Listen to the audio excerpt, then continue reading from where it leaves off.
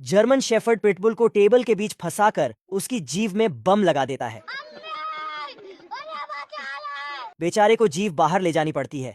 वह बेंच को खिसकाता है तो जर्मन शेफर्ड गुदगुदी करने लगता है। अजीब जानवर है। तो बेचारे को बाहर जाकर अपने दांत निकालने पड़ते हैं, क्योंकि उसका मालिक जाग गया तो गड़बड़ हो जाएगी। बेचारा आकर जैसे ही अपनी तसरीफ रखता है फिर से बाहर जाता है। अब इस बार वह एक लठ लेकर जाता है, लेकिन कहते हैं ना, अल्लाह मेहरबान तो गधा पहलवान। इस बार वह उसके मालिक के सारे सामान को फेंकने वाला है।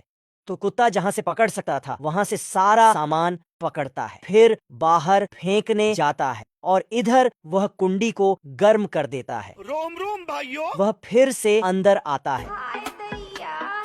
उधर से वह कुटना लेकर जाता है, लेकिन वह पैर अड़ाकर उसे पालने में सुलाकर दूध पिला देता है। आसमान में ये सभी बादल अपनी बिजली से मासूम बच्चे बनाते हैं और उन्हें डिलीवर करने का काम ये बगुले करते हैं। लेकिन बहुत सारे बादलों में एक काला बादल भी है जो हमेशा खतरनाक बच्चे बनाता है। एक बगुला जब अपनी डिलीवरी लेने के लिए आता है तो काला बादल उसे एक मगरमच्छ देता है जो बगुले का सिर चबा जाता है। फिर भी बगुला डरते हुए जैसे तैसे उस बच्चे को डिलीवर करने के लिए चला जाता है और जब वापस लौटता है तो काला बादल उसे एक बकरी का बच्चा दिखाता है जो पैदा होते ही बगुले को मारने लगता है। लेकिन तभी बगुले का नजर एक सफेद बादल और बगुले पर पड़ता है जो एक कुत्ते के साथ खेल रहे थे। लेकिन फिर भी बगुला मार खाते हुए उस बकरी के बच्चे को डिलीवर करने के लिए चला जाता है और वापस लौटने पर देखता है कि काला बादल इस बार एक शार्क के बच्चे को बनाने वाला है। ये देखकर बगुला काला बादल को छोड़कर दूसरे सफेद बादल के पास चला जाता है, जिससे काला बादल उदास होकर जोर जोर से रोने लगता है। लेकिन तभी वो बगुला वापस लौट कर आता है और दिखाता है कि वो सफेद बादल से अपनी सुरक्षा के लिए हेलमेट और वेस्ट लेने के लिए गया था। ये देखकर काला बादल खुश हो जाता है और बगुले को एक ईल मछली देता है जो बगुले को जोर जोर से करंट मारने लगती है। लेकिन बगुला फिर भी खुश होकर डिलीवरी देने के लिए जाता है। जाते जाते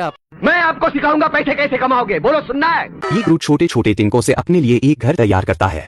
एक जानवर आ जाता है। कौन है बे? स्वागत नहीं करोगे आप हमारा?